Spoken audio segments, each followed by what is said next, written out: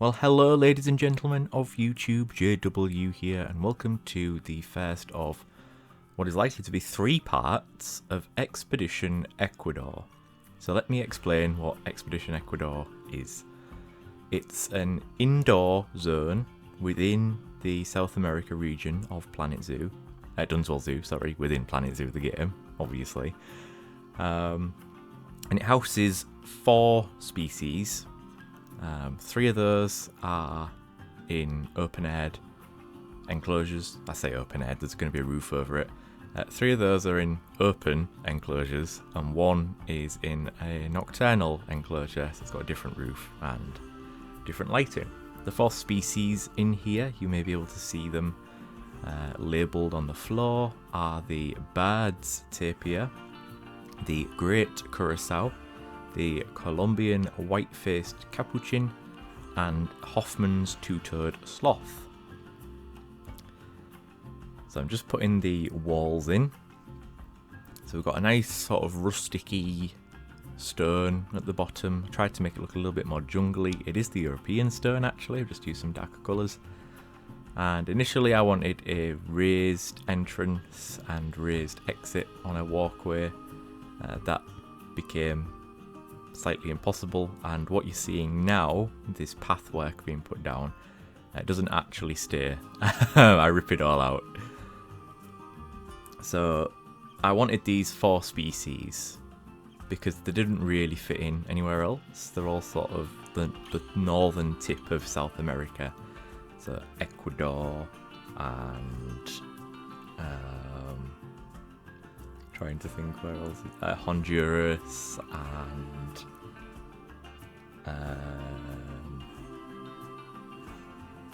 places like that. My geography with the north of South America isn't particularly very good. So the area sort of between Mexico and northern South America, which sounds weird to say, doesn't it? We've got bird's tapir, not modded, it's in the base game. It is endangered, and my inspiration for the bird's tapir will be the Roger Williams Park Zoo in America. I believe I've said that correctly. The Colombian white-faced capuchin, vulnerable, came in the South America pack. There we go. So Panama, Western Colombia, northwestern Ecuador, that sort of region is what we're dealing with. The Hoffman's two-toed sloth is a mod. It is least concern, so we don't need to breed them. At the moment it's a habitat species. I suspect we will get a mod for the walkthrough exhibit for the tropical pack with the 3-toed sloth. At the time of recording this speed build and at the time of recording this voiceover, it's not yet released, so I'm not 100% sure, but we'll see what happens. So here I'm just replacing the path, so it's got path supports in, but I rip it all out anyway, so just showing you that not everything goes to plan. I don't know why it's frozen.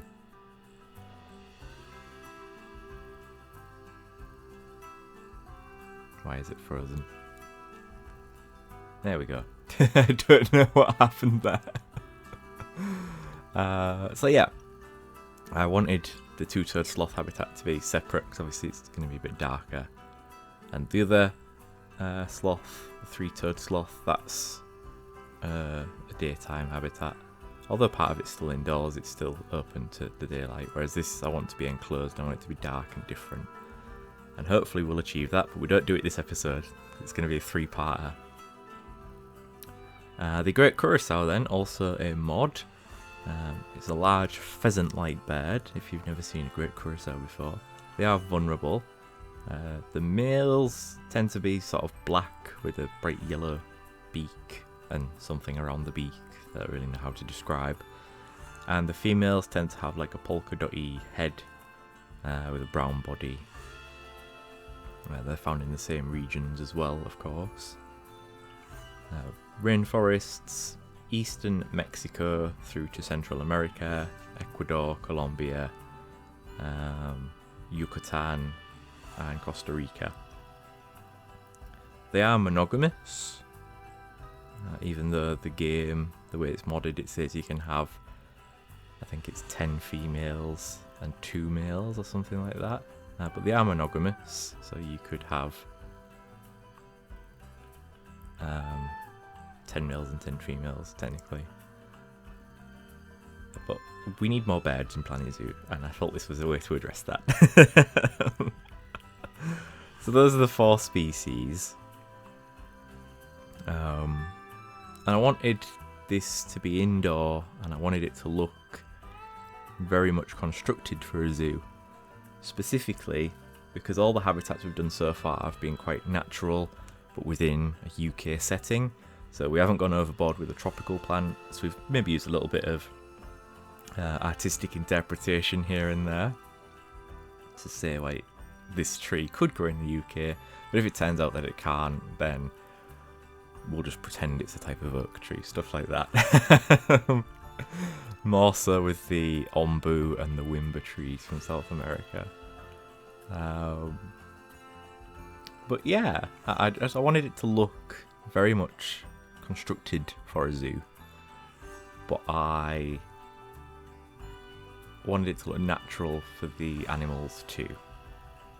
So you'll see in a moment we will start doing faux rock work, and it takes absolutely ages. Most of my time was spent doing this rock work. And yeah, hopefully it turns out alright. It's still not finished because we've got to add plants and stuff. But at least it's in there. But no, the path as you see it at the moment doesn't remain like that. We rip it out. This, what you're seeing now, is as per my original sketches. It just doesn't look very good. So I do rip it out. Here we go, we're starting with a faux rock work. We've now got a ground entrance as well, and a elevated exit, which I'm much more happy with. And these archways are to connect the water systems. So obviously the bird's tapir needs water. The Colombian white-faced capuchin doesn't need water, but I'm giving them some anyway because they'll also be sharing a habitat with the bird's tapir. And the great curacao, I don't believe it needs water. They're just getting a little pool. Although actually no, now I remember. No, I don't give them water. No. They have water to drink, of course, but they don't have a body of water. I was going to give them a little pool, but after creating the habitat and seeing the sizes, what we're dealing with, no. So, what I've learned from this experience so far is, if there's a blueprint of it, use it. This took absolutely ages, putting this rock work in. I ended up ripping it all out anyway and finding a thinner piece. Because I wanted it to look constructed. There's Frank helping us out with our sizing. I wanted it to look constructed, but I'd also wanted it to look natural for the animals as well. So we just layer up all these different faux rocks and cover the curbs and the barriers, or the railings if you like. But unfortunately we get to this point here, where it connects to the sloth corridor, and things just do not go well at all. The path you may think is a little bit small. Initially I thought that as well. You know, should I go for a 5 or a 6 path instead of a 4? But realistically, when this zoo's open, this place isn't going to be absolutely rammed. You know, people are going to be spread throughout the zoo. It's not just going to be everyone's rammed into Expedition Ecuador. So a 4-metre path is probably quite adequate in that regard. That's my justification for it anyway. But yeah, just using all these pre-coloured faux rocks. So it's ever so slightly darker than the natural colouring for the faux rocks, sort of as they come. I just sort of darkened it up a little bit to make it look ever so slightly more tropical. Yeah, here's where the problems start. So I didn't want you to be able to see the staff path underneath. So I thought, okay, we'll put some mesh in and put some plants over it. And then the way the path was, I realised you wouldn't be able to get another mesh piece in, and it just looked ridiculous. So we try glass again, same story, and the texture looked really low poly on this as well for some reason. And then we try putting plaster pieces in, but it just looks awful. And I try a roof and it just doesn't work. Eventually we move the path right up to the wall.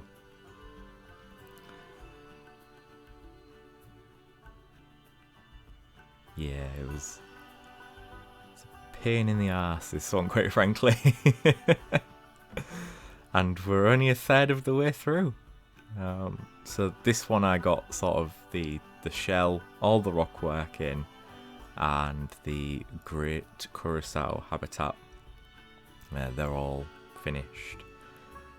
Next episode will be the birds, tapir, and the Colombian white-faced capuchin. And the episode after that will be the two-toed sloth and the roof, which is going to be interesting.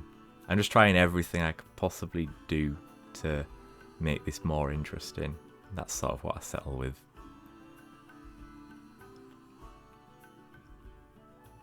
You know, as the zoo goes on, it might be that we rip this part of it out. It's just the way things work. Chester Zoo, for example, they have somewhere in the zoo called the Tropical Realm. Within sort of the next couple of years, although that's been standing for nearly 100 years, I think, they are ripping it down, and it's going to make way for some new habitats. I think it's gorilla what are going in there, and a new chimp facility. Whereas at the moment it houses free-flying birds and reptiles, and a couple of species of tortoise, although they are reptiles, I suppose, aren't they? Mainly hornbills, and then you've got like free-flying birds in the middle. Victoria crowned crane, Victoria crowned pigeon.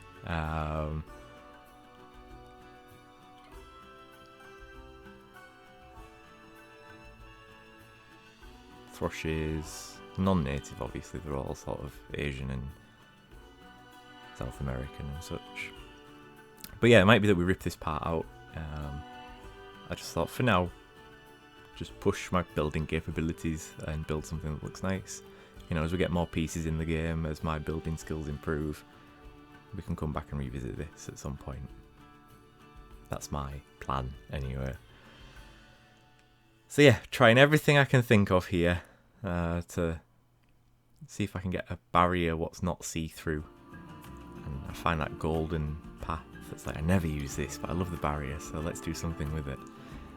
Nope. It just looks awful.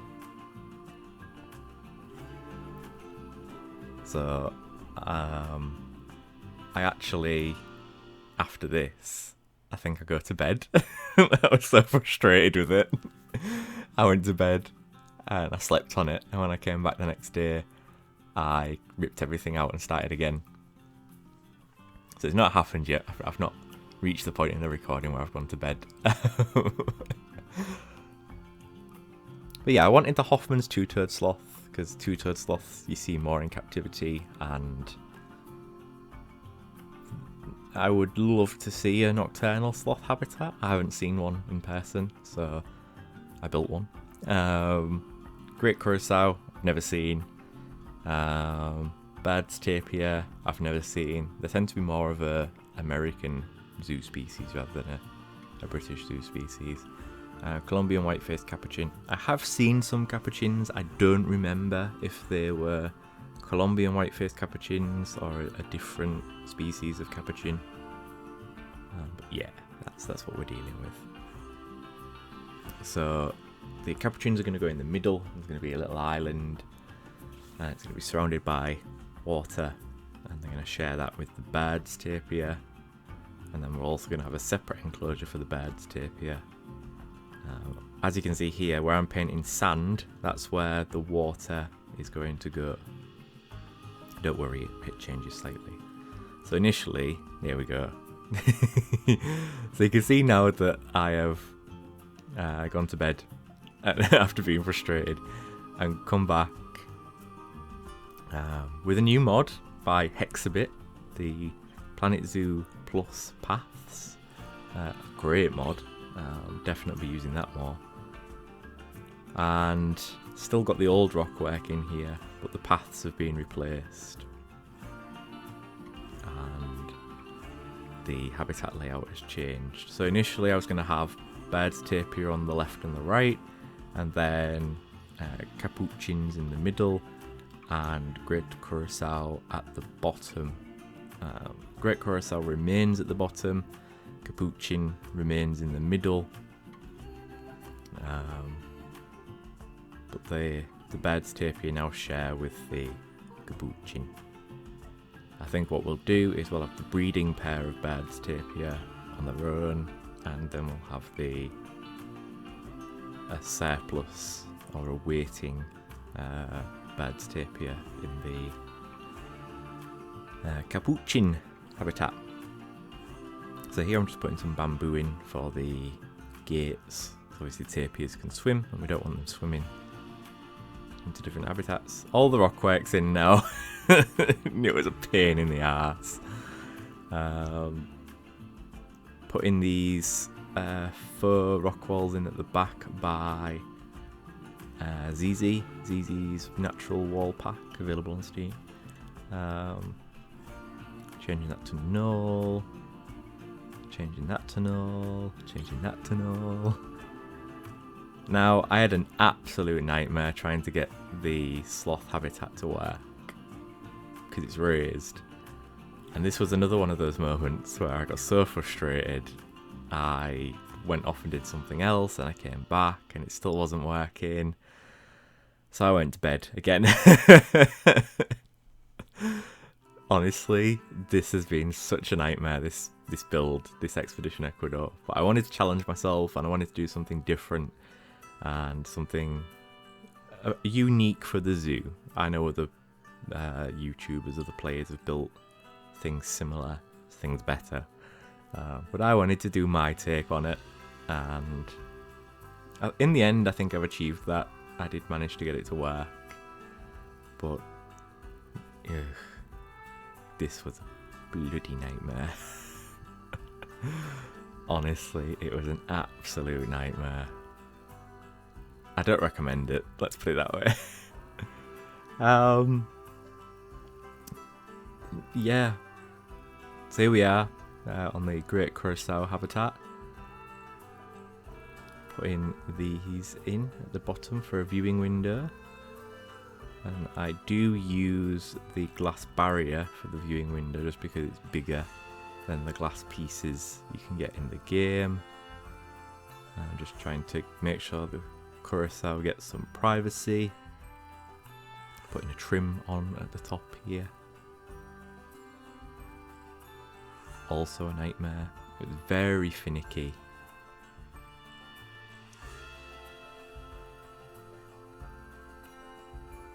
In hindsight, I probably should use logs for this, but I wanted it to look like rocks. So, so yeah, but it turns out alright. You know, I'm not too bothered. It turns out alright.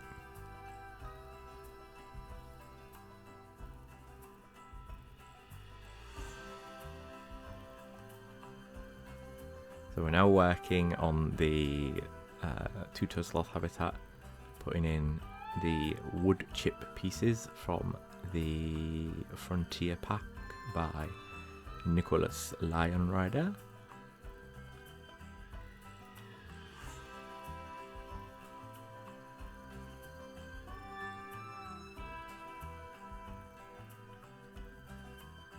think this is the longest I've ever spent on a build as well. Just the first part was like 2 weeks, I think, in total. Yeah. Because when I'm recording this now, the voiceover, the tropical pack hasn't released yet, but we know about it. And they usually announce it like 2 to 3 weeks in advance, and here we are. Putting these plaster supports in to hide these awful corners. They do stick out a little bit on the back, but what can you do? What can you do?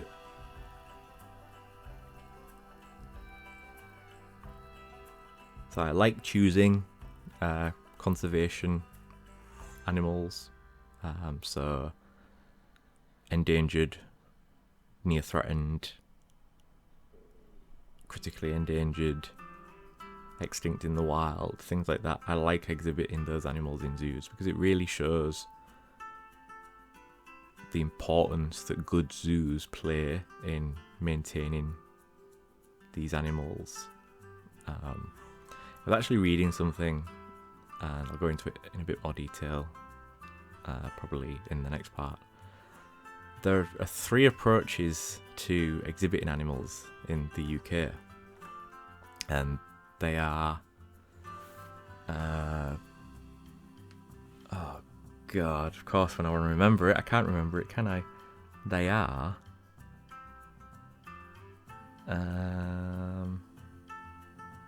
direct conservation roles, indirect conservation roles, and non-conservation roles. So a direct conservation role would be to create and maintain an insurance population. An indirect conservation role would be the opportunity for research and conservation education. And a non-conservation role would be just to exhibit the animal because it's a species that visitors like to see. So the red river hog, for example, or okay, let's apply it to one of the animals we're exhibiting here, the bird's tapir. So it's to create and maintain an insurance population. It's also for the research and conservation education, but to exhibit a different species of tapir that's endangered and from a different region that other tapirs are from. It was a species that visitors would like to see, I should imagine. I'd like to see a bird's tapir. Everywhere tends to have just South American tapirs, you know, your sort of lowland tapir, or Malayan tapir. They're the ones I've seen the most in zoos. So yeah, it was interesting to read about that actually. I was also reading about different enrichment types, you know, like sensory, interactive, behaviour, all those different types of enrichment strategies. It was really interesting. I find it interesting anyway. So we're now fleshing out the great curacao habitat.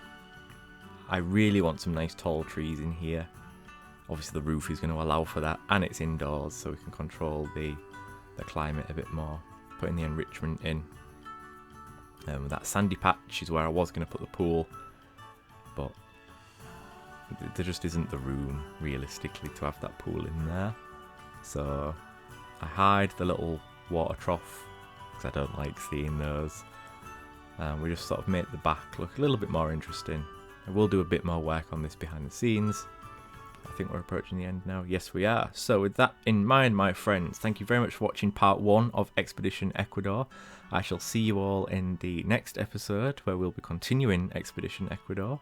Remember to like and subscribe. And I'm on Twitter and Instagram at JW_YT. Until then, my friends, stay safe and stay kind. Bye-bye for now.